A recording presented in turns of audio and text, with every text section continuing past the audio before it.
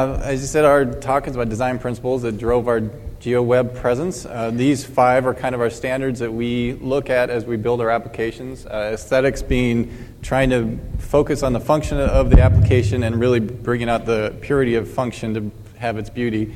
And also focus on the cartography. It's a map product. We want it to look good for the client. Being understood and unobtrusive. Making the design self-explanatory, clutter-free, and making the user feel like experts. They don't read instructions. They want to know how to do it by just looking at it. Making it useful and honest, focusing on the core functions, and being true to its intent. So our online applications are tagged as Origin, which is an online resource for Greeley information. So I'm going to give you a quick demo of our app from the perspective of being an insurance agent in the city of Greeley that needs to look at 4 properties to find out some property information about it. So the first one I'm going to look at, we have a address finder that brings up our master address table and allows the user to push in an address, and if there's an error, they can report that to us. If not, it should take them right to that address. So this property, the owner has told me there's a new fire hydrant in the location, so I need to measure how far that may be away. Each of our tools have a tool tip on them. I'm going to add the fire hydrants, bring up our measure tool, activate that tool, and I can do line points or areas. I'm going to use a line, and feet works for what I need, so I'm going to measure that to the front of the building. Okay, 87 feet, so I can make note of that. And just to verify it, I'm going to use a mashup with Google Street View that we have, and just to verify that fire hydrant exists. And there it is. So now I know it's there. The second address I need to look at is a property valuation near Glenmere Park, and I know where that's at, so I'm not going to type an address. I'm just going to use the overview map and zoom down to that area.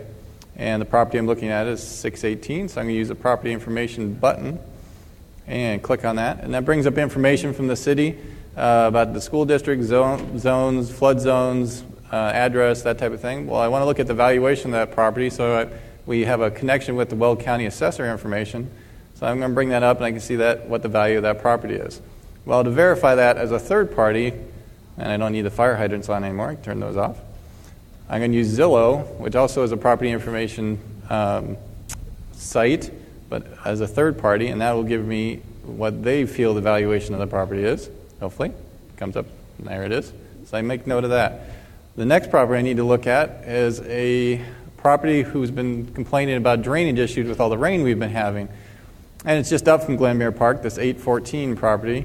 I can't really see anything with the aerial, so I'm going to turn on the GIS data. And I can see there's a pretty significant ditch back there. And I'm going to minimize my tools so I can see the full distance of that ditch. So obviously that's pretty obvious, and I should go out as an insurance agent and check out the property. The last property I want to look at is a property owner who used to own a large farm area and has now sold it off into a subdivision. And he wants to talk about reevaluating his house. So that's the house. If I look at aerial, I can see that, okay, there's been a pretty significant change to his area. Now I'm going to look at some history on that property. Oops, let me open that up again. And look at some historical photos. I can close that. And this is 10 years worth of aerials, and we can kind of transition between that and see the changes of that property.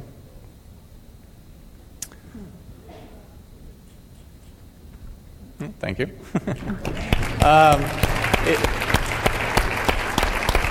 Basically, that's our application. We use it for a number of different functions in the city, everything from code enforcement to planning to irrigation analysis. If you want to test drive it, it's at the virtual map gallery at the session next door.